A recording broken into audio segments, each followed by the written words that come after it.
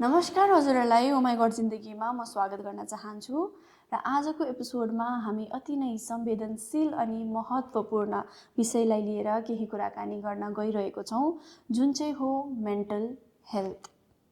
हामी सबैलाई थाहा भएकै कुरा हो, सिक्किममा अहिले सुसाइड रेट एकदमै बढेर गएको छ अनि हाम्रो समाजमा यो एउटा गम्भीर विषय बन्न पुगेको छ। एनसीआरबीको रिपोर्ट अनुसार हाम्रो सिक्किम सुसाइड रेटमा नम्बर 1 रहेको छ र आजको एपिसोडमा हामीसँग हुनुहुन्छ डाक्टर ज्योतिका शर्माज्यू। उहाँ सिक्किम मणिपाल इन्स्टिट्युट अफ टेक्नोलोजीको साइकोलोजी डिपार्टमेन्टको एचओडी हुनुहुन्छ र आउनुहोस् हामी आजको एपिसोडमा उहाँसँग मेन्टल हेल्थबारे केही कुराकानी गर्नेछौँ।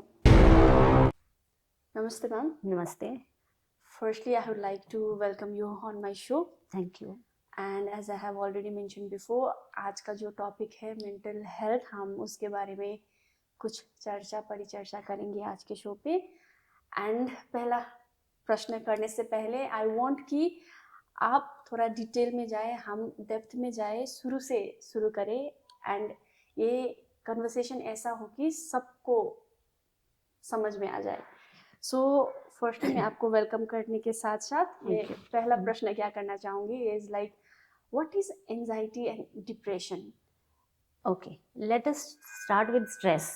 Because stress को अगर आप समझ पाओगे तो आप एंजाइटी और डिप्रेशन को भी समझ पाओगे। तो स्ट्रेस जब हम डे टू डे लाइफ में अगर आप देखो, बहुत बार हम चीज़ों को हमें ऐसे लगता है हम डील नहीं कर पा रहे हैं, मुश्किल हो रहा है, हमें इस चीज़ को थ्रेट की तरह लेते हैं। जैसे फॉर एग्जांपल, अगर हमें कोई काम पूरा करना है और उसकी डेडलाइन आ रही है तो we will feel a certain sort of stress. लेकिन उस तरह का जो स्ट्रेस है वो अच्छा स्ट्रेस है, that is also called use stress, right. लेकिन अगर वही स्ट्रेस प्रोलॉन्ग्ड हो जाता है, थोड़ा ज़्यादा लंबा चलता है, फॉर एग्जांपल 6 महीने 1 साल तक ऐसी ही कंडीशंस बनी रहती हैं जहाँ पे आपको loneliness, hopelessness due to this particular stress, worry, ऐसे ही अचानक वरी करने लग जाते हैं बिना किसी बात के। तो ये सारी चीज़ें जब प्रोलॉन्ग हो जाती है तो वो एंग्जाइटीज़ एंड डिप्रेशंस में बदलती हैं। और एंग्जाइटी जो है वो बेसिकली जो स्ट्रेस है वो आउटसाइड ट्रिगर है, आउटसाइड से, बाहर से ट्रिगर आता है, बाहर से अगर कोई काम हमें करना है उसका ट्रिगर है। बट जो एंग्जाइटीज़ हैं वो इंटरनल होता है, मतलब है दोनों इमोशनल रिएक्शंस, दोनों ही इमोशनल कंडीशंस हैं, but then anxiety is little more on severe side, we can say, ज़्यादा सीवियर हो जाता है, ज़्यादा आप कह सकते हो मुश्किल होता है उसको डील करना। तो उस कंडीशन में, एंड वो एंग्जाइटीज जो हैं, एक्चुअली जो एंग्जाइटी अगर आप देखो, अगर वर्ड एंग्जाइटी देखोगे तो आप उसका जो मीनिंग है that is lot of unnecessary worries and lot of unnecessary anxieties which is happening due to my inner fears and which has happened maybe sometimes that outside वाले trigger से भी हुआ हो सकता है, but ज़्यादातर वही होता है कि हम उसको unnecessary लेके चलते हैं, which can be treated, which we can deal with. So what is the difference between stress or like serious mental health issue? Serious mental health issue, जब मैंने कहा आपको कि 6 महीने या कुछ उससे भी ऊपर अगर आप जाते हो तो बहुत बार ऐसा होता है कि हमें भूख नहीं लगती है, हमें नींद नहीं आ रही है ठीक से, हमें बार बार चिंता हो रही है, किसी भी अननेसेसरी चिंता, जिस होपलेसनेस आ रही है, लोनलीनेस लग रही है, सब लोग हैं फिर भी मुझे ऐसे लगता है कि मेरे आसपास शायद लोग नहीं हैं, एंड उस कंडीशन में मेरा कहीं मन नहीं लगता। तो ये वाली परसिस्टेंट अगर फीलिंग मेरे पास है और रहती है तो उसको हम we can say that it is going very serious now. तो सीरियस मेंटल जो हेल्थ है उसको हम एंजाइटी या डिप्रेशन कह सकते हैं। जैसे कि जब हम छोटे थे, जब मैं स्कूल पढ़ती थी तब तो लाइक मैंने तो डिप्रेशन एंजाइटी का वर्ड शायद कॉलेज में मास्टर्स में सीखा है। दैट टाइम तो स्ट्रेस बोलते थे या टेंशन बोलते थे, उस टाइम तो इतना हाइप भी नहीं हुआ था ये वर्ड को लेके। लेकिन ऐसा नहीं कि तब नहीं था, तब भी था, लेकिन अभी लोग ज्यादा बातें करने लगे हैं, एंजाइटी डिप्रेशन का वर्ड ज्यादा यूज करने लगे हैं, इसी वजह से हमको भी थोड़ा नॉलेज हो रहा है। तो डिप्रेशन में कब चले जाते हैं लोग? मैंने बताया ना, जितना ही लंबा स्ट्रेस जब खिंच जाता है और अननेसेसरी वरीज होने लग जाती हैं, और उसके साथ साथ कुछ और कंडीशंस भी हो सकती हैं, हम उसके बारे में भी बात करेंगे कि क्या क्या हो सकता है, क्या सिम्टम्स होते हैं। सो ऐसा कुछ है कि प्रोसेस है कि पहले स्ट्रेस होगा, फिर एंजाइटी होगा, फिर उसके बाद डिप्रेशन होगा, ऐसा कुछ प्रोसेस है? ऐसा प्रोसेस नहीं है, see it is not something, it depends from individual to individual. Okay. आपका रेजिलियंस और मेरा रेजिलियंस अलग हो सकता है हर चीज के साथ डील करने का। सेम सिचुएशन है, आप और तरह से डील करोगे, मैं और तरह से डील करूंगी। मुझे हो सकता है बहुत ओवरवेलमिंग लग रहा हो, मुझे लगता है बहुत परेशानी हो रही हो उससे, आप बिल्कुल भी ना लो। कुछ बच्चे होते हैं जो एग्जाम स्ट्रेस बहुत अच्छे से ले लेते हैं, कुछ बच्चे होते हैं एग्जाम को, उनके लिए एग्जाम बहुत बड़ा पहाड़ है, तो वो उनके लिए वो बहुत स्ट्रेस है और वो स्ट्रेस उनको एंजाइटी देगा। और फिर उस एंजाइटी की वजह से जब वो एग्जाम देने जाएंगे तो कभी पेट में दर्द है, कभी सर में दर्द है, वो सारी चीजें उसके साथ रिलेटेड हो जाती हैं। तो इसलिए स्ट्रेस, छोटे छोटे स्ट्रेस हर एक की लाइफ में होते हैं, हम सबकी लाइफ में है, लेकिन उस स्ट्रेस को कितना मुझे लेना है वो डिपेंड करता है मेरी हाउ, मेरे को कैसे ट्रेनिंग मिली है या किस तरह से मेरा अपब्रिंगिंग हुई है, मेरे को कैसे पाला पोसा गया है।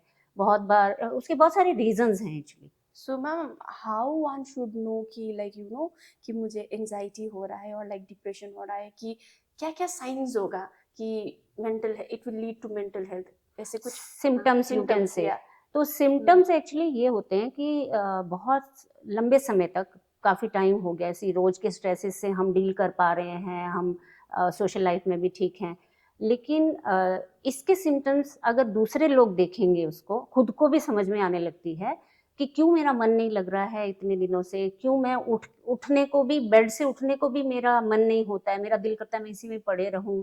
और बहुत बार मुझे ऐसा लगता है कि सोशल विड्रॉल, मैं लोगों के बीच में जाना नहीं चाहती हूँ और या चाहता हूँ।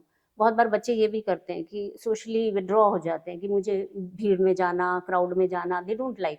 होपलेसनेस होने लग जाती है, सब कुछ करने के बाद भी उनको ये लगने लगता है कि मैं कहीं नहीं जा रहा हूँ, कुछ नहीं मिल पा रहा है मुझे, और शायद मैं कुछ ना कर पाऊँ लाइफ में। तो इस तरह की सोच जब आने लगती है, फीलिंग्स जब आने लगती हैं, तो this is to be worried. But if it is persistent, I am not saying कि 1 या 2 दिन में, look for your these symptoms और योर फैमिली मेंबर।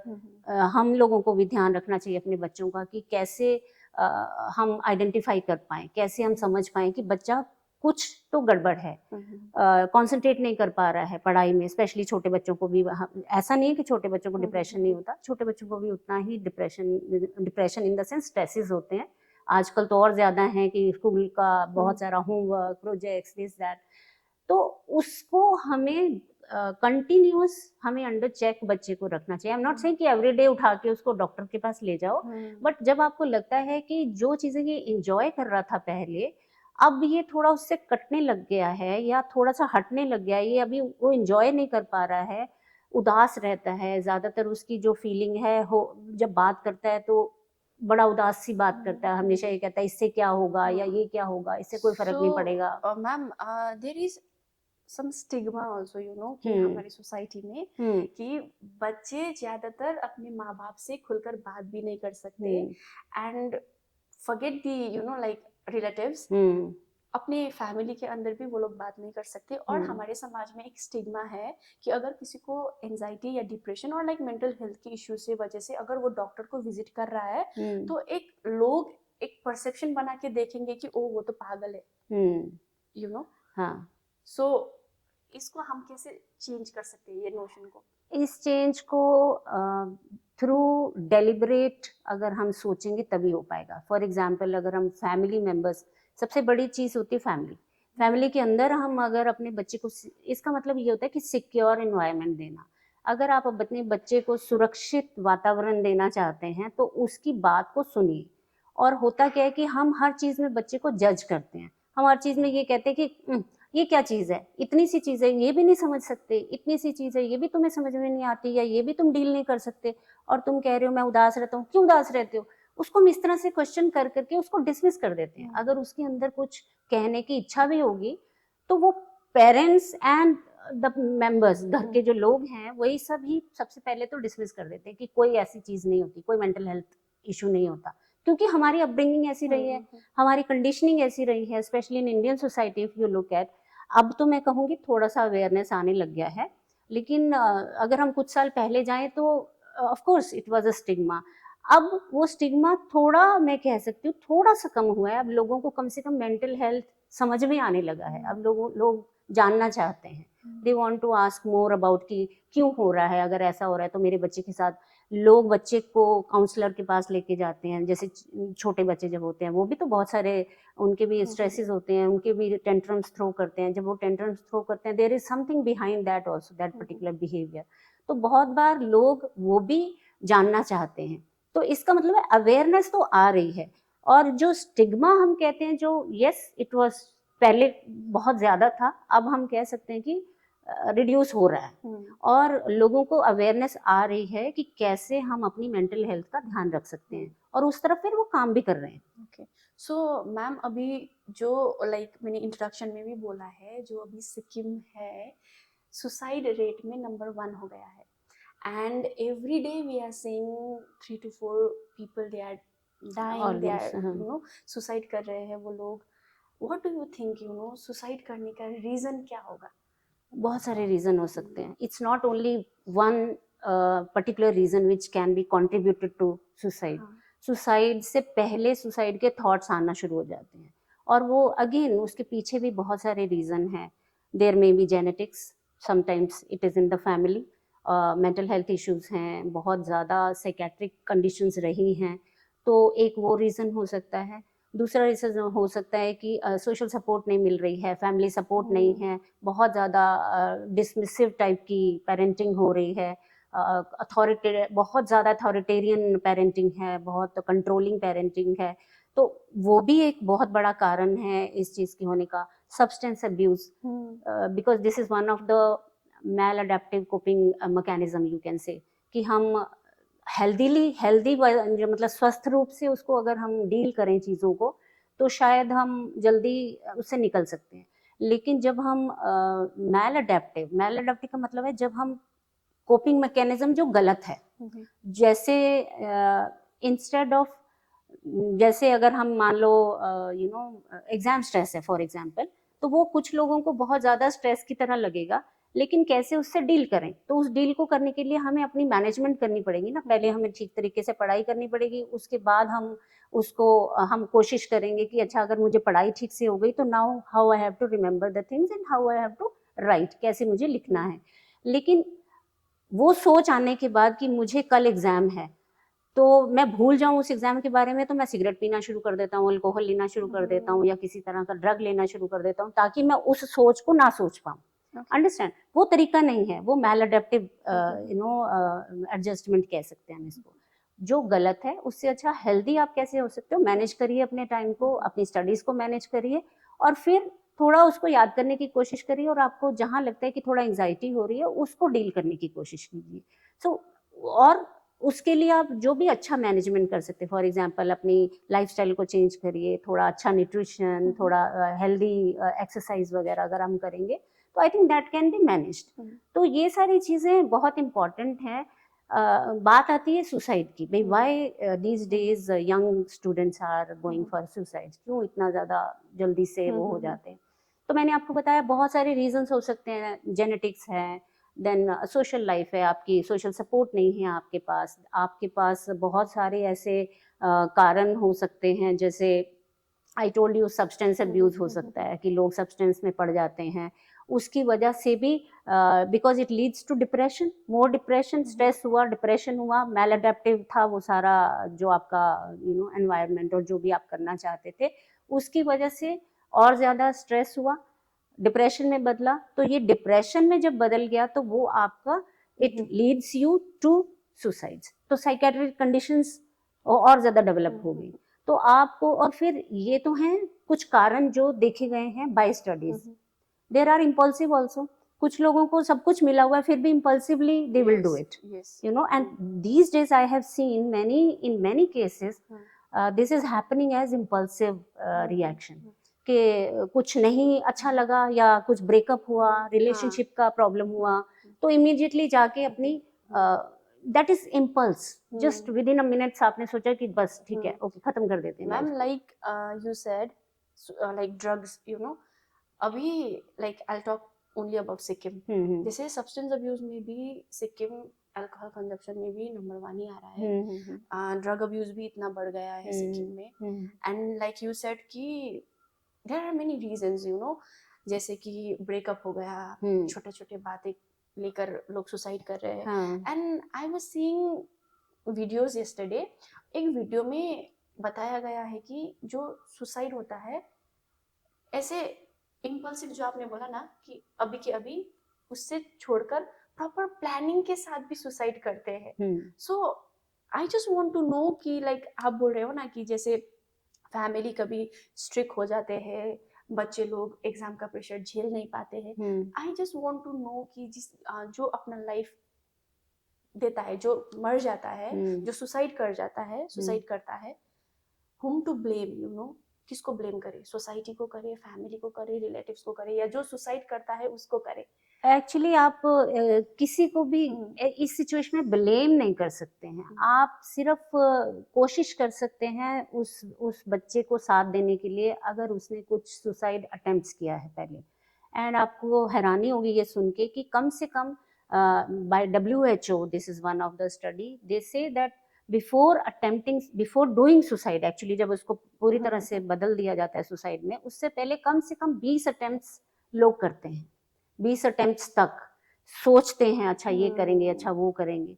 तो उस हिसाब से आज के टाइम में अगर आप देखोगे, हर साल कम से कम नहीं तो 8 लाख लोग सुसाइड करते हैं globally, I am saying. And in India if we talk about, Sikkim is one of the highest, जहाँ पे 45% तक out of 1 lakh people are doing suicide, right?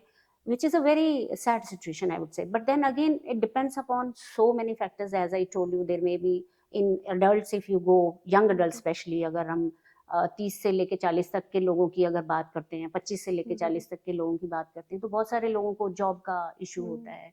फिर स्पेशली हम सिक्किम की बात कर रहे हैं, तो यहाँ पे geographical, if you look at the geographical part, there are studies which say that is also one of the reasons of suicides, because of that, maybe less oxygen to the brain, or though these studies are still in a very infancy stage, I would not say that it is there are many studies on that. Ma'am, I want to add something on this. Like आपने बोला कि job का stress होगा, जैसे पढ़ाई का भी stress, that is common. तो जैसे अभी सिक्किम में हमारे स्टेट गवर्नमेंट का एक अच्छा इनिशिएटिव है कि वो सबको जॉब प्रोवाइड कर रहे हैं, है ना? वो भी गवर्नमेंट जॉब एडॉक में दे रहे हैं, एडॉक को रेगुलर भी कर रहे हैं, और ये भी है कि वो लोग जॉब प्रोवाइड कर रहे हैं और पढ़ाई करने के लिए वो फ्री में स्पॉन्सरशिप भी दे रहे हैं, स्कॉलरशिप भी दे रहे हैं। तो जॉब का और पढ़ाई का छोड़ के अभी सिक्किम में ये डेटा निकल रहा है कि 8 साल से 13 साल के बच्चे लोग भी सुसाइड कर रहे हैं। तो व्हाट डू यू थिंक कि उन जो छोटे छोटे बच्चे हैं या 55 से लेके ऊपर के जो लोग हैं वो क्यों सुसाइड कर रहे हैं, स्पेशली यंगर जनरेशन? 13 साल के बच्चे लोग क्यों सुसाइड कर रहे हैं? Again stress. अब वो पहले जो था, अगर आप आज से 25-30 साल पहले की बात करते हो, तो आपने कहा कि तब हमने नाम नहीं सुना था, है ना? ऐसा नहीं था स्ट्रेस होता नहीं था, स्ट्रेस तब भी था, लेकिन जो कोपिंग थी, हमारी कोपिंग मैकेनिज्म्स थे, वो हेल्दी थे।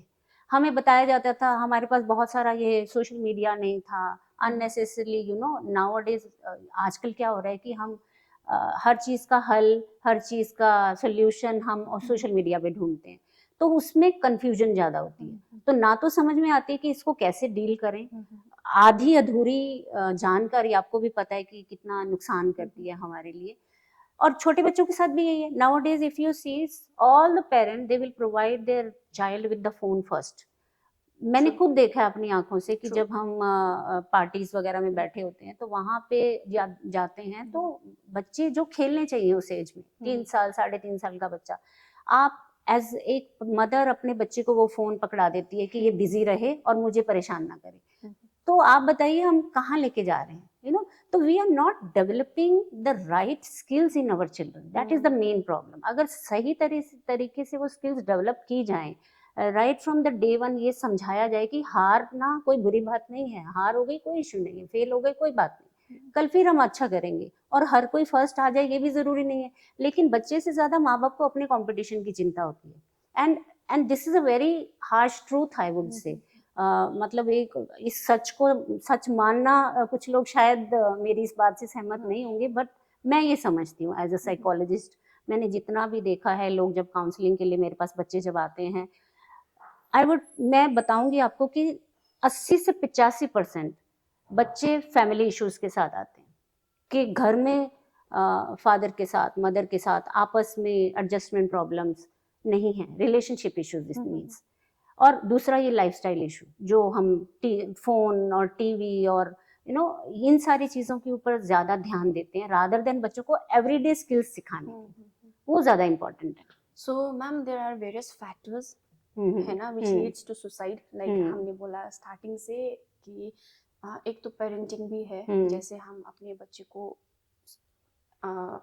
पैम्पर करते हैं, स्पून फीडिंग करते हैं, सब उनके आगे प्लेट में लाके रख देते हैं, स्ट्रगल करना नहीं देते, सब पैम्पर करते हैं। एक रीजन तो वो भी हो गया।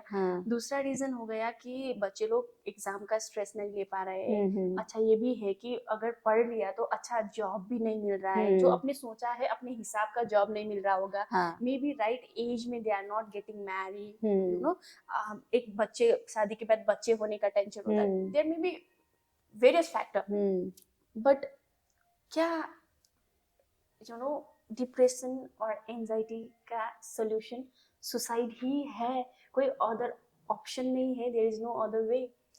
देर are other ways other than suicide. अब मैंने पहले भी अपनी हर आई थिंक ऑलमोस्ट पिछली जितनी देर से मैं बैठी हूँ यही बात कर रही हूँ मैं बार बार कि कोपिंग मैकेनिज्म्स हम सिखाते नहीं हैं बच्चों को सही तरीके से, कि हर चीज का हल लाइफ को खत्म करना, खैर उस चीज के बारे में ओपनली बात करना भी जरूरी है। हम क्या होता है ना कि हम एक टैबू समझते थे पहले, कि बात नहीं करनी है, अपने अंदर तक रखो, इसीलिए लोग कुछ मतलब आपने देखा होगा कि पहले के जमाने में तो बिल्कुल बात नहीं होती थी। अब हम उनको कम से कम ये तो कह सकते कि आप खुल के बात करो, और जब खुल के बात होगी तो उन बातों में आप अपने बच्चे को समझा सकते हो कि क्या हल हो सकता है चीजों का। सी ओपन कन्वर्सेशन एक फैमिली में होना बहुत ही इम्पोर्टेंट चीज है। हम ये सोच के रखें कि बच्चा अपने आप सीख जाएगा, इसको सेक्स एजुकेशन देने की जरूरत नहीं है, इसको मेंटल हेल्थ के बारे में बताने की जरूरत नहीं है, अपने आप जब बड़ा हो जाएगा तो सीख जाएगा, दैट्स अ मिथ, वो गलत सोच है। मैं ये समझती हूँ कि बच्चे के साथ अगर आप एक फैमिली में सिक्योर्ड एनवायरनमेंट में बात करेंगे, वो ज्यादा सीखेगा और ज्यादा अच्छी तरह से अपनी लाइफ को डील कर पाएगा, रादर देन कंफ्यूज रहने के। और जितना कंफ्यूज रहेगा उसको, क्योंकि उसको कोई और रास्ता समझ ही नहीं आ रहा, उसके अलावा उसको लगता है कि ending of my life is okay, यही है मेरे पास एक रास्ता। तो जो छोटे बच्चे भी हैं उनके साथ भी यही प्रॉब्लम स्टार्ट वहीं से ही होता है ना, आगे जाके ही तो बड़े होते हैं वो। और अगर वो छोटे होते से ही हम उनको सिखाना शुरू करें कि मैंने ही देखा है बहुत बार कि पेरेंट्स अपने स्कूलों में जब बच्चों को लेके आते हैं तो पहले वो खुद झगड़ा करने लगते कि मेरा बच्चा फर्स्ट क्यों नहीं आया, सेकंड क्यों आया। अब आप सोचिए, वो बच्चा आपको लगता है वो बच्चा तो ध्यान नहीं दे रहा है, उसको क्या समझ में आ रही है, लेकिन अनकॉन्शियसली वो क्या सीख रहा है, वो यही तो सीख रहा है ना कि ऐसे डील किया जाता है लाइफ के साथ, I should come always first, that is the life. वो लाइफ नहीं है। लाइफ में अगर आज जॉब नहीं मिली, जब आप छोटी छोटी चीजों से उनको बताएंगे कि मार्क्स कम आए हैं तो कोई बात नहीं, और मेहनत कर लो, कल अच्छे आ जाएंगे, और मार्क्स ही हर चीज का क्राइटेरिया नहीं है, ये भी सिखाना जरूरी है ना। ये चीजें सिखाएंगे तो कल को फिर बड़ी, जब अडल्ट होगा लाइफ में एक्चुअली वो जाएगा तो तब उसको समझ में आएगा कि जॉब जरूरी नहीं है जो मैं आज सोच के जा रहा हूँ वही जॉब मिले। अल्टीमेटली हमारा मतलब क्या है कि कमाना, अच्छे से जो काम करना है, थोड़ा पैसा कमाना है, लाइफ चलती जाए, असल में वो होना चाहिए। So ma'am, do you also think that competition is also one of the main factor? Because हमें क्या होता है, जैसे स्कूल में स्टूडेंट्स आते हैं, अभी तो ट्रेंड ये है कि सबके पास आईफोन होता है, अगर कोई अफोर्ड नहीं कर पाता है तो उसको भी आईफोन चाहिए होता है। हाँ। जैसे जो एक ग्लिटर, जो इंस्टाग्राम लाइफ में, अभी हाँ। जो जेनजी का जो जमाना चल रहा है, हाँ। कि उसका है तो मेरा भी होना चाहिए। हाँ। सोशल मीडिया में एक दूसरे का देखा तो ओ मुझे भी ये हाँ। होना चाहिए। हाँ। क्या ये social media also plays an important role? Very big role, I would say. In fact, I will tell you कि WHO ने one of the reasons and one of the interventions में ये बात कही है कि सोशल मीडिया को responsibly facts को रखना चाहिए और रिस्पॉन्सिबल होना चाहिए, specially when you are talking about suicides, when you are talking about mental health. तो सोशल मीडिया जितना रिस्पॉन्सिबल होगा, जितनी अच्छी तरह से आप उस चीज़ को फ्लेयर ना करके, if you are just giving a knowledge to the people, that would be helpful. और उन्होंने इंटरवेंशंस में ये बात कही है, 4 इंटरवेंशन जो उन्होंने बताई उसमें this is one of the thing that how social media should be responsible for putting the facts in front of people. I think we should highlight this issue more because हम सब ने देखा है कि जैसे इवन माय फ्रेंड्स जो social media में दिखाते हैं, रियल लाइफ में कुछ अलग ही हो रहा है। Not only with my friends, even हम लोगों के साथ, सब लोगों के साथ। एंड वो लोग ऐसे पोर्ट्रे करते हैं कि लाइक सब कुछ ठीक है, everything is going fine, but all of a sudden वो लोग सुसाइड कर रहे हैं। सो यू नो लाइक हम लोगों का जो एक सबकॉन्शियसली हम जो कुछ कर रहे हैं ना, कि सोशल मीडिया में दिखाने से एक ये कंपटीशन में, ये रैडर में मैं फर्स्ट आ रही हूँ, यू नो कि उसको मैं इसमें ये जीत रही हूँ, ये भी थोड़ा कम करना चाहिए। और लाइक थोड़ा हम लोगों का माइंडसेट थोड़ा चेंज होना चाहिए। यही बहुत बड़ी वजह है मेंटल हेल्थ कारण होने की आजकल, specially in younger generation you will say, क्योंकि दूसरे दोस्त अपने पार्टीज का, अपने इंजॉयमेंट का, हर चीज का फोटो डाल रहे हैं, तो उनको लगता है कि आई एम लैगिंग बिहाइंड, मैं शायद ये सब चीजें मुझे नहीं मिल पा रही हैं, तो वो लाइफ को कंपेयर करता है दूसरों के साथ, उसकी वजह से और डिप्रेशन में जाता है, उसकी वजह से और परेशान हो जाता है कि अब ये तो मैं नहीं ले सकता हूँ।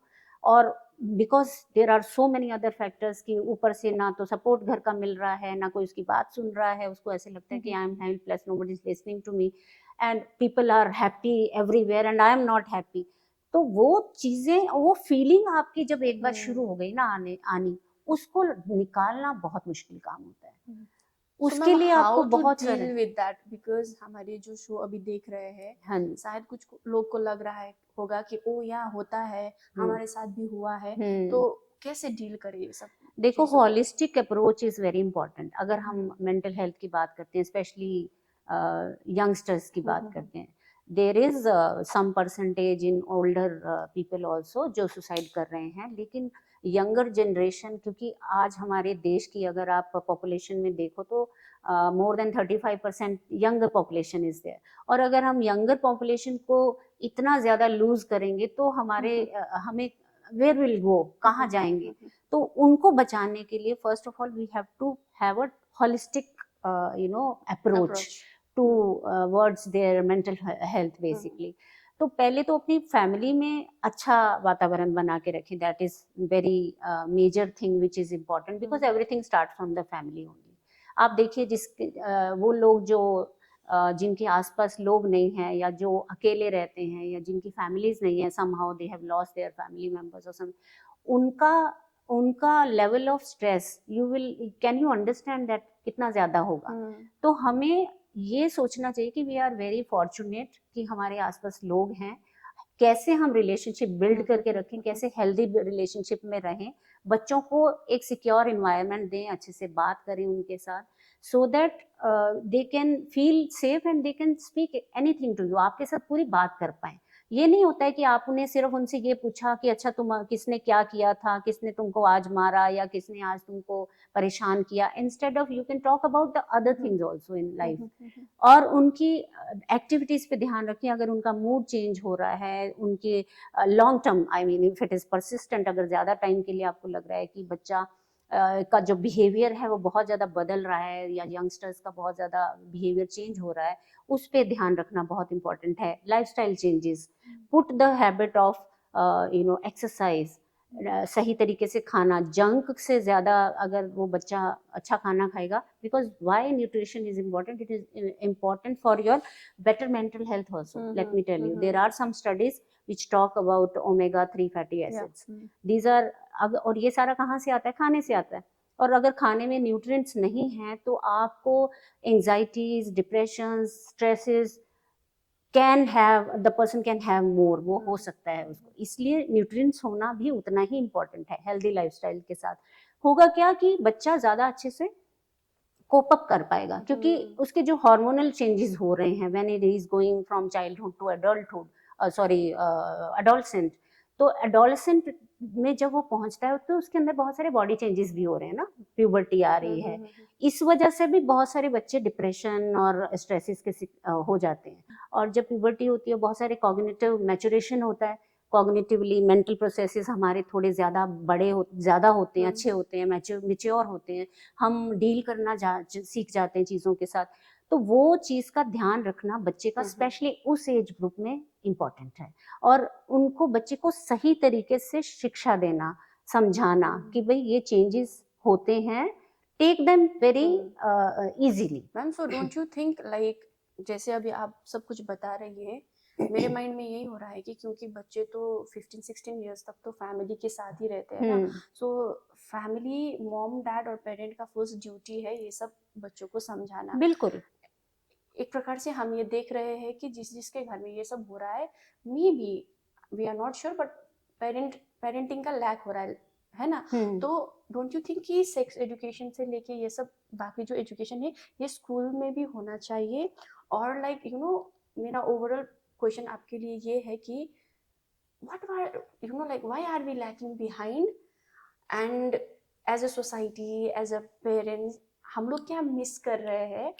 और ये भी होता है कि जैसे ड्रग अब्यूज में कि जो ड्रग्स कंज्यूम करता है उसको हम रिहैबिलिटेशन सेंटर भेजते हैं, उनका 2 मंथ्स का 3 मंथ्स का ट्रीटमेंट होने के बाद जो वो वापस आता है तो रिलैप्स होता है। हाँ, तो समाज में उसको देखने का एक नजरिया ही डिफरेंट है और वो उसको कोप अप नहीं कर पाता है, फिर वो रिलैप्स होके फिर चला जाता है ड्रग्स के अंदर, वापस उसको फिर से रिहैबिलिटेशन शुरू करता है, रिलैप्स हो जाता है। हाँ। तो लाइक यू नो एक साइकिल जैसे बन रहा है कि आया फिर गया फिर आया फिर कंज्यूम कर रहा है। तो ये सब को हम, ये सब जो प्रॉब्लम्स है इसको हम कैसे सॉल्व कर सकते हैं? एक्चुअली यही सबसे चैलेंजिंग सिचुएशन है ये वाला, स्पेशली जब बच्चा एक उसमें आता है, बच्चा हो या एडल्ट हो या जो भी ड्रग अब्यूजर है, एक बार वो उससे निकलने की अंदर से उसकी इच्छा होती है। हो सकता है जब उसने स्टार्ट किया था he just wanted to try, maybe he was not in the right condition, और उसका जो सही तरीके से he was not able to think at that point of time, या कभी कभी ट्राई करने के लिए भी लोग करते हैं। तो जब उसने शुरू किया मे बी उसने उतना नहीं सोचा होगा लॉन्ग टर्म कि इसका क्या रिजल्ट हो सकता है, but over a period of time if you look eight, कोई भी ह्यूमन बीइंग उस कंडीशन में नहीं रहना चाहता, they all want to come out of that. लेकिन जब तक वो सोचते हैं कि हम इससे बाहर आना है तब तक बहुत देर हो जाती है, because your brain is already getting used to that, और आपको वो चीज़ चाहिए क्योंकि अपने ब्रेन की को आपने काम करना है, या जो उसकी रिक्वायरमेंट है, जो उसका ज़रूरत है उसको पूरा करना है। तो अब बात ये है कि सबसे इम्पॉर्टेंट चीज़ है फैमिली सपोर्ट। हम क्या करते हैं एज अ फैमिली इटसेल्फ, हम लोग कभी कभी उसको इतना मैं कहूँगी कि परेशान करके रख देते हैं। हमें लगता है कि कहने से क्या फर्क पड़ता है, इतना सा ही तो कहा है, लेकिन आप ये नहीं सोचते कि जो इतना सा कहा है वो उसकी कहाँ तक हर्ट किया है, उसकी सेल्फ एस्टीम को इतनी बुरी तरह से आप हर्ट कर देते हैं, सेल्फ एस्टीम इतनी लो हो जाती है कि वो उबर ही नहीं पाता उससे। आपने देखा होगा ना, ये तो मैं ड्रग्स की बात कर रही हूँ, आप एक नॉर्मल चीज ले लो, बॉडी इमेज, अगर कोई ओबेसिटी है किसी बच्चे को, लिटिल बिट ऑफ हेल्दी बच्चा अगर है, वेट उसका थोड़ा ज्यादा है, बच्चा है या यंगस्टर है, उसकी सेल्फ एस्टीम वैसे ही लो हो जाएगी क्योंकि वो अपने आप को कंपेयर कर रहा है दूसरों के साथ। और वो आया कहाँ से? कंडीशनिंग। हमारी कंडीशनिंग ऐसी है कि इस तरह की फिगर होगी तो सुंदर है, इस तरह का है तो ये सुंदर नहीं है ना, वो हम ही लेबल देते हैं। अब बच्चा तो वही सुनता है और समझता है ना जो उसको सिखाया गया है, जो वो देख रहा है अपने आसपास। तो इस वजह से बहुत बार बच्चे को उसकी सेल्फ एस्टीम को हाई रखने के लिए आपको उसको बताना पड़ता है एक्सेप्ट योरसेल्फ, जैसे आप हो, बहुत सुंदर हो, बहुत अच्छे हो। लेकिन हम उसको क्या, वो सो एंड सो बहुत सुंदर है, सो एंड सो बहुत इंटेलिजेंट है, we start comparing। तो हमने तो अपनी तरफ से कह दिया, लेकिन हम ये नहीं सोचते कि बच्चे ने वही तो सीखा, और बड़ा जब होता है थोड़ा सा तो हम उसी को ब्लेम करने लग जाते हैं, तुम ऐसे करते हो, तुम वैसे करते हो। आई थिंक ये एपिसोड जो देख रहे हैं उनको ये डिफरेंशिएट करना होगा, जैसे कि एक में है कि स्पून फीडिंग जो भी चाहे वो दे देना, that is also not good, no. जैसे नहीं, बिल्कुल कोई भी नहीं। घर पे जाके बोल रहा है कि मुझे आईफोन चाहिए, मुझे ये चाहिए, कल मुझे ये ड्रेस चाहिए, हाँ। मुझे बाइक चाहिए या हम्म। गाड़ी चाहिए, तो you know like spoon feeding भी नहीं होना चाहिए, ज्यादा भी नहीं होना चाहिए, एक्सेस भी नहीं होना चाहिए। और एक साइड में ये भी ध्यान रखना चाहिए कि उसको क्या बोल सकते हैं, क्या नहीं बोल सकते, उसको किस चीज में हम ध्यान दे सकते हैं, हाँ। ना कि मटेरियलिस्टिक चीजों को थोड़ा दूर रख के हाँ। हम। और हाँ, ये आप ऐसे नहीं होगा कि हम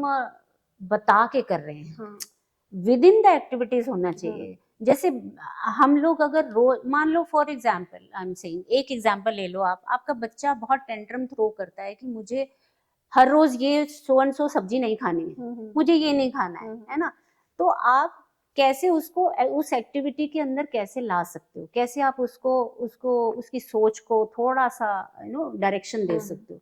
आप उसको बोलिए एक दिन, अच्छा चलो ठीक है, हम दोनों बैठते हैं, let us make the menu बनाते हैं पूरे हफ्ते का, बनेगा तो बनना तो है, ये ना कुछ तो बनाना है हमको खाने के लिए, तो इससे अच्छा हम ये मेन्यू बनाते हैं, तुम दोनों डिसाइड करो, बच्चे डिसाइड करो। तो बच्चे जब डिसाइड करेंगे ना, एक तो ये समझ में आने लगती है उनको कि how difficult this is to do, that is one thing. Second, responsibility, हमने उसके अंदर रिस्पॉन्सिबिलिटी डेवलप की है। तो ये छोटी छोटी चीजें हैं विच जो हमें ये लगता है कि क्या फर्क पड़ता है इससे, लेकिन एक्चुअली आप देखो तो फर्क वहीं से पड़ता है। आपकी फैमिली में हेल्दी एनवायरनमेंट तभी होगा जब आप सारी चीजें एक साथ करोगे, rather than differentiate between each other, कि मेरा बेटा है तो ज्यादा खाने को दो, बेटी है तो कम खाने को दो, इसके लिए स्पेशल चीजें रखो, वो तो ठीक है अपने आप पल जाएगी। No, that's very wrong. In this process we are teaching our child, हम अपने बच्चे को ये सिखाने की कोशिश कर रहे हैं कि discrimination, whereas there should be no discrimination. जब दोनों एक जैसे हैं तो दोनों एक जैसा काम करेंगे, एक जैसा खाना पीना होगा। वर्क को एक रिस्पॉन्सिबिलिटी के साथ आपस में बांट लो, चाहे मम्मी है, पापा है या बच्चे हैं, लेकिन वो जो हमारी जो सोच है, हमारी जो पहले से एक कंडीशनिंग चली आ रही है कि लड़का है तो वही बाहर का काम करेगा, घर का काम नहीं करना चाहिए उसको, वो नहीं होना चाहिए। क्योंकि ये आज के टाइम में, यस, आज के टाइम में ये सारी चीजें बच्चे को स्ट्रेस की तरफ धकेलती हैं, उसको समझ में नहीं आती है कि बुक्स तो कुछ और कहती हैं, मेंटल हेल्थ में जाओ तो कुछ और बताते हैं, और घर में देखता हूँ तो कुछ और है, घर में तो उस चीज से हम बाहर ही नहीं आ पाते हैं। वो स्टिल अभी भी वो जेंडर बेस्ड डिस्क्रिमिनेशन और बाकी सारी चीजें अभी भी चल रही, तो उन बच्चों को ही हम ब्लेम करना शुरू करते हैं, which is not correct. Ma'am, so how can one individual or like committee or a government can help, mental health को और अवेयर करने के लिए? क्योंकि जैसे सिर्फ अवेयरनेस प्रोग्राम तो इतनी बार रख चुके हैं, जैसे अभी मैं सिक्किम के एग्जांपल देना चाहूँगी कि हमारे यहाँ गवर्नमेंट की तरफ से भी, पर्सनल लेवल से भी, जीपीयू के लेवल से भी बहुत अवेयरनेस प्रोग्राम होता ही है, लेकिन इज इट सफिशिएंट? उसका फॉलो अप हो रहा है कि नहीं हो रहा है? सी एक सेमिनार कंडक्ट कर देना सफिशिएंट नहीं होता। WHO का अगर आप देखो, जो सस्टेनेबल डेवलपमेंटल गोल्स हैं अभी, UN के, सॉरी, उन्होंने ये कहा है कि 2030 तक हमारा जो suicidal rates in the world should reduce, 2030 तक का उन्होंने टारगेट दिया है। तो अलाइनिंग विद दैट, उसके साथ समानांतरण रखते हुए जो एक UN ने डेवलप किया है, सारी गवर्नमेंट्स काम कर रही हैं। अब सारे गवर्नमेंट के अंदर जो हर स्टेट है उसको भी तो उससे अलाइनमेंट करना पड़ेगा ना। तो वो जो पॉलिसीज हैं जो बनी है, हमें एज अ गवर्नमेंट उनको ये देखना चाहिए कि कितने हद तक वो सक्सेसफुल हो रहे हैं, क्योंकि अभी तक तो ऐसा नहीं दिखा हमें कि सुसाइड रेट्स बल्कि बड़े ही हैं पिछले कुछ समय में, कम नहीं हो रहा है। तो वो it means something wrong somewhere, कि जो हम करना चाह रहे हैं वो नहीं हो पा रहा है। हम सब कुछ कर रहे हैं, हम अवेयरनेस प्रोग्राम कर रहे हैं, may be for the sake of books also, कभी कभी हम कह सकते हैं कि लिखने के लिए लिख रहे हैं, लेकिन एक्चुअली वो लोगों को उसका कोई फायदा हो भी रहा है कि नहीं, वो देखने की बहुत जरूरत है। मुझे लगता है देयर शुड बी स्मॉल मोहल्ला क्लिनिक टाइप होने चाहिए ना, जो जहाँ हर जगह पे आपको एक काउंसलर हो आपके पास, ताकि वो रीच में हो, लोग जा पाए उनके पास। अब वो होता है कि एक बहुत बड़े एरिया का एक ही कहीं काउंसलर है या साइकेट्रिस्ट है, तो उसके पास तक जाना भी तो मुश्किल है ना। It means resources should be available nearby. हर पंचायत में एक कम से कम एक साइकोलॉजिस्ट और काउंसलर होना चाहिए, ताकि लोगों को आसानी से जाने को समझ में आए कि भाई हाँ ऐसे। और दूसरा अवेयरनेस ये होनी जरूरी है कि किसको मेंटल हेल्थ डिसऑर्डर कह सकते हैं हम, क्योंकि मेंटल हेल्थ डिसऑर्डर पता होगा तो ही उसका इलाज करने जाएंगे ना। And third thing it's very important is that like we go to a doctor, अगर हमें फिजिकली कोई प्रॉब्लम होती है, पैर में दर्द है, हाथ में दर्द है, सर में दर्द है, तो हम डॉक्टर के पास जाते हैं। लेकिन जब हमें लगता है कि इतने समय से 6 महीने हो गए मैं ठीक से मन नहीं लगा पा रहा हूँ काम में, मेरा लोनलीनेस मुझे ज्यादा हो रही है, या मैं परेशान, बहुत अननेसेसरी गुस्सा आ रहा है मुझे, बिना बिना मतलब के मैं चीजों पे गुस्सा कर रहा हूँ, कुछ तो गलत है, तो let me see the doctor, मुझे मुझे मेंटल हेल्थ डॉक्टर के पास जाना चाहिए। ये अगर अवेयरनेस आ गई लोगों में तो मुझे लगता है half of the problems will be solved. So ma'am let's highlight कि मेंटल हेल्थ की वजह से डेली लाइफ में क्या असर पड़ सकता है। डेली लाइफ में बहुत असर पड़ सकता है, आप काम ही नहीं कर पाओगे एवरीडे बेसिस, आप अपनी जॉब में ठीक से जो आपको जॉब में एवरीडे बेसिस आपको जाना है, आप कॉन्सेंट्रेट नहीं कर पा रहे हैं। अगर कॉन्सेंट्रेट नहीं कर पा रहे तो उसके साथ जुड़ी हुई जितनी भी चीजें हैं आप सही तरीके से काम नहीं कर पाएंगे, क्योंकि हर चीज के ऊपर उसका असर होगा। आपका mental health issue if it is there, see physical health तो फिर भी आप जा सकते हो विद द मेडिसिन, लेकिन मेंटल हेल्थ के लिए आपको थोड़ा पेशेंस रखना पड़ेगा। ओके मैम, जब आप मेडिसिन के बारे में बात कर रही है तो मेरे कुछ कजन्स हैं, कुछ दोस्त हैं, जब मैं उन लोगों को उनसे बात करती हूँ रिगार्डिंग मेंटल हेल्थ, वो लोग बोलते हैं कि कोई भी अगर मेंटल हेल्थ के लिए विजिट करता है हॉस्पिटल में तो वो लोग डायरेक्टली दवाई दे देते हैं, मेडिसिन दे देते हैं। एक जो काउंसलिंग का जो सेशन होता है वो नहीं होता है। I don't know about other place, but Sikkim में ज्यादातर लोग काउंसलिंग की वजह दवाई दे देते हैं। तो डोंट यू थिंक कि counselling is more important rather than medicine? I feel so.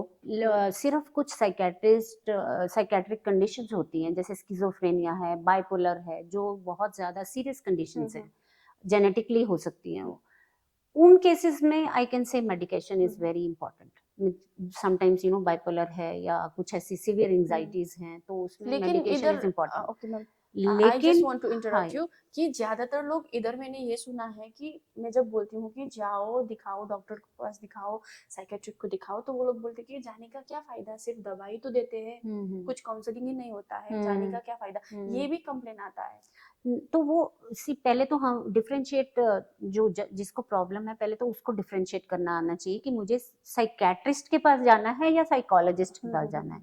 Psychologist और काउंसलर, साइकोलॉजिस्ट जो है वो आपको दवाई नहीं देगा, वो आपको थेरेपीज देगा। Therapy is just some talk therapies, right, जिसमें REBT है, जिसमें CBT है, जिसमें क्या करते हैं कि आपका बिहेवियरल, आपका जो थॉट पैटर्न है ना, जैसे नेगेटिव थॉट पैटर्न है, उस पैटर्न को पहचान के आपके साथ बात करके वो आपको ये समझाने की कोशिश करते हैं कि हाउ, कैसे आप अपने थॉट प्रोसेस को ठीक कर सकते हो उसकी वजह से, क्योंकि आपके इमोशन जनरेट हो रहे हैं और उसकी वजह से आप परेशान हो रहे हो। Second thing is there is another one, REBT for example, rational emotive behavioural therapy, जिसमें वो आपके जो इरेशनल थॉट्स हैं उनको ठीक करने की कोशिश कर रहे हैं। तो वो, अगर आपको ये समझ में आए कि ये तो सिर्फ मैं जाऊं किसी के पास और वो आपको काउंसिल करे, तो आप जाके पहली बात तो ये है कि आप देख के जाओ कि मुझे साइकेट्रिस्ट के पास जाना चाहिए या काउंसलर के पास जाना चाहिए। क्योंकि साइकेट्रिस्ट के पास जाओगे तो ऑफ कोर्स दे आल्सो, वो उनको भी करना चाहिए counselling, but I'm not sure because I have never been to anyone, but that is I how heard that even psychologist, वो लोग मेडिसिन देते हैं, तो ज्यादातर लोग जाने के लिए हिचकिचाते भी है इसलिए। हाँ, तो उसके लिए फिर गवर्नमेंट को बहुत strictly, I think they should come into picture, और उनको ये बहुत क्लियरली चीजें जो हैं अवेयरनेस के लिए बतानी चाहिए, पंचायतों में, ब्लॉक्स में जाके जहाँ पे, और they can also have some programmes where only the counsellor is going and giving some short talks, और वहाँ पे एक दिन का वर्कशॉप लगा के या एक दिन का कैंप लगा के, जिस तरह से हम आई कैंप लगाते हैं, जिस तरह में अदर कैंप्स लगाते हैं, ब्लड प्रेशर दिस दैट, उसी तरह से ये वाले भी कैंप लगाने चाहिए, सो दैट लोग जो आए और बात करें। और वैसे भी इसमें ऐसा नहीं होता है कि आपको everyday basis you have to go to a counsellor, तो एक जो सेशंस होते हैं आपको उस हिसाब से ही जाना होता है। मैम जैसे अभी हम मेंटल हेल्थ के बारे में एक एपिसोड तो निकाल रहे हैं, कर रहे हैं अभी, शायद कुछ लोग देखेंगे, कुछ लोग समझेंगे, कल भूल जाएंगे। अभी सिक्किम में भी इतना सुसाइड हो रहा है, सब्सटेंस अब्यूज में जा रहे हैं। ये डिप्रेशन और एंजाइटी जो है, एंजाइटी भी छोड़िए, डिप्रेशन जो है कितना सीवियर हो सकता है ये जो मेंटल हेल्थ है, क्योंकि लोगों को इसका कॉन्सिक्वेंसेस उतना पता नहीं है। लोग बोलते हैं कि ओ मेंटल हेल्थ एंजाइटी हो गया, डिप्रेशन हो गया, ठीक हो जाएगा एक दो दिन में। वी हैव सीन पीपल की रिकवर हुआ भी देखा है हमने, लेकिन इतना लाइटली लेते हैं कि लोग की ठीक हो जाएगा, लेकिन कितना सीवियर तक हो सकता है ये काफी सीवियर हो सकता है अगर आप ध्यान ना दो, तो आपका डे टू डे लाइफ तो हैम्पर हो ही रही है, अफेक्ट हो ही रही है उससे। It can lead you to death also sometimes, again कुछ लोग तो वो सुसाइड करके एंड ऑफ द लाइफ हो जाता है, लेकिन अदरवाइज आल्सो अगर आप देखोगे, आप डिप्रेशन के साथ अगर रहोगे तो आपकी लाइफ बहुत ज्यादा मिजरेबल हो जाएगी। आई वुड से कि वो ऐसे लगने लगता है कि इस लाइफ का क्या मतलब है जब हम कुछ कर ही नहीं पा रहे हैं। तो जितना जल्दी जैसे आप डॉक्टर के पास जाते हो, आपको लगने लग गए कि ये सिम्टम्स हैं मेरे अंदर, कुछ तो गड़बड़ हो रही है मेरे साथ, I am not the same person which I use to be. 6 महीने पहले जैसे मैं हर चीज में मेरा ध्यान रहता था, या मैं फोकस कर सकता था, इंजॉय कर सकता था हर एक्टिविटीज को, वो मैं अभी नहीं कर पा रही हूँ या कर पा रहा हूँ। तो इसका मतलब है कि मुझे डॉक्टर के पास जाना ही चाहिए, मेंटल हेल्थ डॉक्टर के पास, नॉट अदर डॉक्टर के पास आप जा सकते हो, लेकिन उनको ये बता सकते हो कि मेरे साथ ये हो रहा है। तो जो समझदार, जो सही डॉक्टर्स होंगे वो आपको डेफिनेटली आपको भेजेंगे कि स्पेशलिस्ट के पास जाइए या काउंसलर के पास जाइए, बात करेंगे, आपको भी समझ में आएगा कि हो सकता है कई बार जस्ट लाइक दैट हम वरी कर रहे हैं, एंजाइटीज हमारी उस वजह से बढ़ रही हैं, और आपको छोटी सी 2-4 बातें किसी ने कह दी तो शायद आपको वो चीज समझ आ जाए, और शायद आप उस चीज से मतलब रिकवर कर पाए। तो मेरा कहना यही है कि अपने आसपास, स्पेशली अपने बच्चों का ध्यान रखिए, अपने आसपास लोगों का, अपने फ्रेंड्स का ध्यान रखिए कि कोई ऐसा तो नहीं है जो एकदम से लाइफ से या आपसे वो हो गया है, आई मीन डिटैच हो रहा है।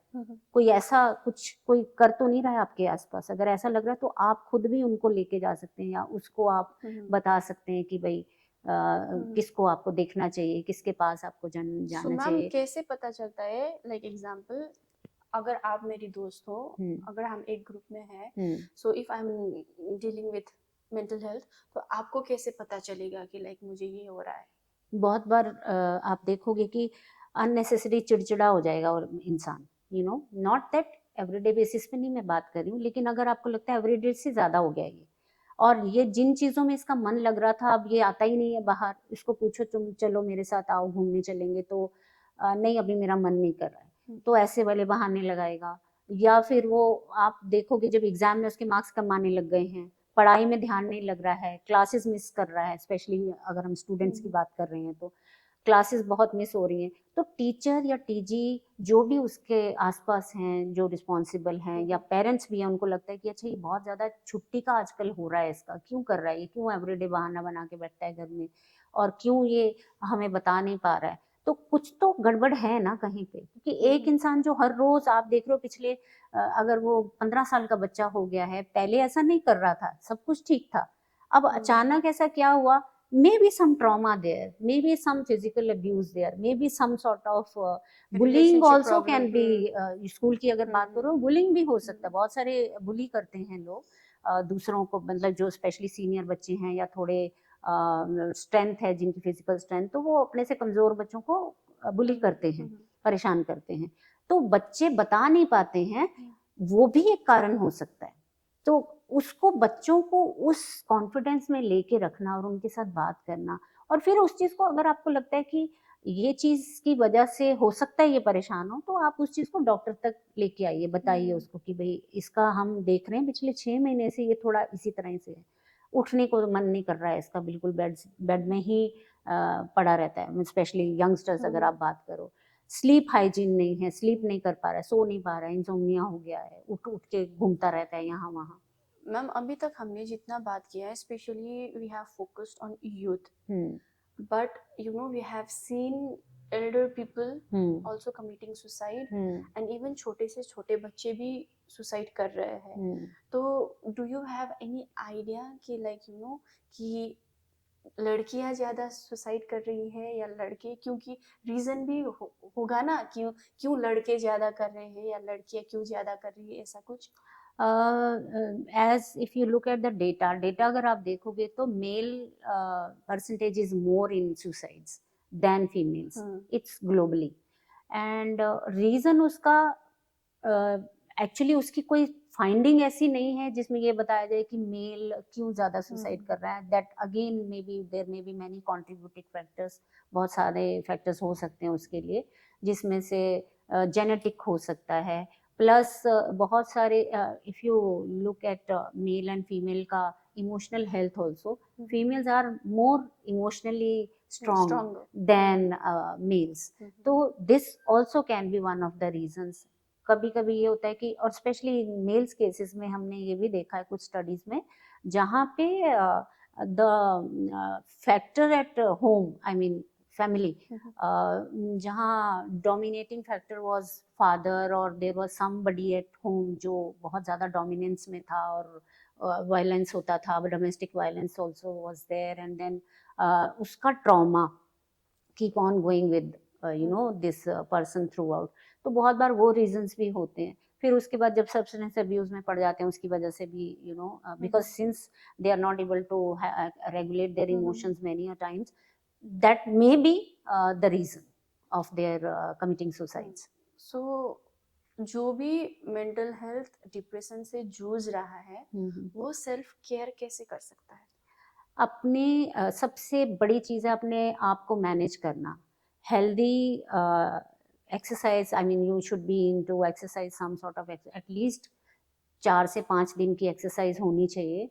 किसी भी तरह से आप अपने आप को थोड़ा सा बिजी रखिए। अपनी लाइफ में कुछ ना कुछ हॉबी ज़रूर आपके होनी चाहिए, so that you know you are constructively engage somewhere. It's not that पढ़ाई, जो भी आपका जो प्रोफेशन है या आपका उस समय पे काम है वो तो आप कर ही रहे हो, लेकिन उसके साथ साथ में आपको other than that if you will enjoy your life, the activities in your life are enjoyable, you will have better sense of I would say good feeling you will have. And also with that you should take care of people around you. Interpersonal relationships should be, you know, try and have a maximum out of it, rather than being alone कि अकेले रहूंगा तो अच्छा, अकेले रहोगे उतना ज्यादा आप स्ट्रेसेस में आओगे. That is one big thing. And in India we can still say we are very fortunate to have people around us. We have lot of support, though we say that you know support नहीं मिलती है. वो एक individual families में, जब nuclear family में लोग हो जाते हैं तो, क्योंकि ऐसा नहीं है वो करना नहीं चाहते, टाइम नहीं परमिट करता है, sometimes you know their engagement are so much and sometimes they don't even feel that importance also, ये भी होता है. तो उस वजह से भी लोग बहुत बार you know they are not able to pay attention to those type of things also. So I would only say that keep yourself under check. अपने एवरीडे एक्टिविटीज का ध्यान रखिए, एक्स्ट्रा एक्टिविटीज करिए जो आपको लगता है इंजॉयबल हैं, जिसमें आपको मजा आता है वो करिए. और उसके साथ साथ में अच्छा खाना, nutrition, as I told you earlier also, why nutrition is also important. This will keep your good hormones under I mean better under check. And also अगर आप जितना ज़्यादा हेल्दी रह पाएँ, जितना ज़्यादा एक्सरसाइज वगैरह में रह पाएँ, माइंडफुल मेडिटेशन करिए. उसके अलावा बहुत सारी चीज़ें हमारे इंडिया में तो बहुत सारे ऐसे और ऑल्टरनेटिव थेरेपीज हैं या ऑल्टरनेटिव अप्रोचेज हैं विच हम ले सकते हैं. आप ऑलरेडी यहाँ पे सिंस सिक्किम की अगर बात करो तो बुद्धिज्म फॉलो करते हैं लोग, तो उनकी प्रैक्टिसेस हम फॉलो करते हैं, जो बहुत ही अच्छी चीज़ है. विच इन अदर इन दूसरे कंट्रीज में अगर आप देखोगे तो यही बुद्धिज्म के बहुत सारे प्रैक्टिसेस फॉलो करते हैं वो लोग. Even in medical centers also, hospitals, nurses, they are using all this tai chi and mindful meditation along with the normal जो दवाइयाँ देना होता है उसके साथ साथ में ये सारी चीज़ों प्रैक्टिस करवाते हैं. किस लिए? इसीलिए कि मेंटल हेल्थ सही रहे. सिर्फ दवाई देने से आप ठीक नहीं हो सकते हो. Holistic approach is important. तो वो होलिस्टिक अप्रोच में आपकी सोशल लाइफ भी आ जाती है, आपका फिजिकल, आपका emotional, all things are taken care of.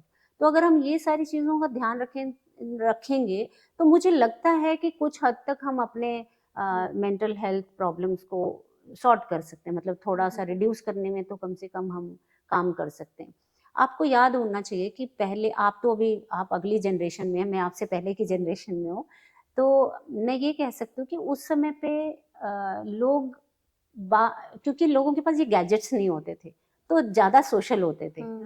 एक दूसरे को ध्यान रखना, कोई किसी को प्रॉब्लम है घर में तो फट से उसके घर में पहुंच जाना. तो social support was and emotional also along with that. खेलने के लिए भी बाहर ही निकलते थे. खेलने के लिए भी बाहर जाते थे. जब खेलने बाहर जाते थे तो अपने आप हेल्थ अच्छी रहती थी. अब वो सारी चीजें अंदर ही बैठ के एक ही जगह पे बैठ के टीवी पे खेल रहे हैं या अपने फोन पे खेल रहे हैं. तो वो मुझे लगता है कुछ हद तक कम होना चाहिए. वो हमें जो इम्पोर्टेंस है ना वो समझनी चाहिए कि हमें भी अपने बच्चे के सामने कितना फोन यूज करना चाहिए. होता क्या कि हमें तो यूज करना है लेकिन हम बच्चे को नहीं देंगे. तो आप इस तरह से उसका आइडियल तो आप हो ना. आप जो करोगे बच्चा वो देख रहा है सामने. आप सोचते हो कि इसको क्या समझ में आएगा, इसको समझ में सब आता है. अनकॉन्शियसली वो आपकी बॉडी लैंग्वेज, वो आपके अनकॉन्शियस जो आप जेस्चर हैं वो सब समझता है. तो धीरे धीरे वो एम्बेड हो जाती है, वो उसके अंदर वही सीख एक्चुअली वो चली जाती है उसके अंदर. और that is how he starts behaving. आप कहोगे कि मैंने तो इसको सिखाया नहीं किसी को गाली देना. जब आप गाली दे रहे हो तो वो भी देगा ना. जब आप किसी पे हाथ उठा रहे हो तो वो भी उठाएगा. It's simple as that, isn't it? तो वो सारी मुझे लगता है. और हर इंसान का फर्ज है, हर इंसान का रिस्पॉन्सिबिलिटी है पहले अपनी हेल्थ की तरफ देखना. अपनी हेल्थ अगर सही है, चेक में है, उसके लिए अगर आप चाहो थोड़ा मेडिटेशन करो, आप चाहो थोड़ा सा घूम फिर लो, जो आपको अच्छा लगता है. मैं ये नहीं कह रही हूँ कि कोई सेट रूल्स हैं, इसी रूल पे चलना चाहिए. बट कोशिश करो कि बैलेंस हो हर चीज का. थोड़ा थोड़ा बैलेंस आप अगर रखेंगे मुझे लगता है life will be better. And this will come from the family itself. Family अगर एक साथ जाती है, एक साथ एडवेंचर करती है, एक साथ बाहर घूमने जाती है, छोटे होने से ये चीजें हमें बतानी चाहिए उनके और करनी चाहिए उनके साथ. क्योंकि these activities will lead children to a better life. मैं ये समझती हूँ. सो अभी हम कार्यक्रम के अंत में आ चुके हैं एंड मैं आपको फिर से थैंक यू बोलना चाहूँगी. थैंक यू, धन्यवाद. धन्यवाद. टाइम निकाल के आप आई हो.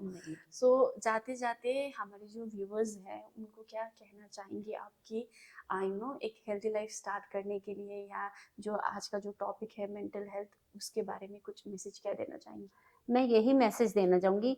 मैं बहुत बड़ी प्रोपोनेंट हूँ ये कहने की कि पेरेंट्स का बहुत बड़ा रोल होता है एक बच्चे की लाइफ में. मेरी स्टडीज, मेरी पीएचडी इसी के ऊपर है और मैं इस चीज़ को मानती हूँ कि पेरेंटिंग बहुत बड़ा रोल प्ले करती है. हम किस तरह से अपने बच्चे को बड़ा करना चाहते हैं, उसको ब्लेम करना बाद में, मैं कहूँगी कहीं ना कहीं हम ही शायद चूक गए.